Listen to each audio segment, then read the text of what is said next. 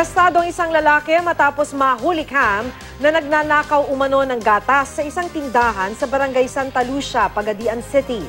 Sa video makikita ang lalaking may sling bag habang bitbit ang basket na may lamang mga pakete ng gatas. Ipinasok niya sa bag ang malaking pakete ng gatas. Ilang sandali pa, nilapitan siya ng security guard ng tindahan. Dito na naaresto ang suspect na kinilalang si Jonard Abalye, na dati na raw nasangkot sa pagnanakaw sa ibang tindahan.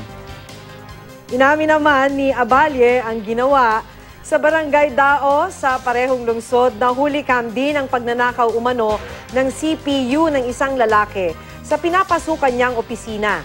Sa kuha ng CCTV, pasimpleng pumasok sa silid ang suspect na si Crisnol Cuyos na supervisor sa naturang opisina.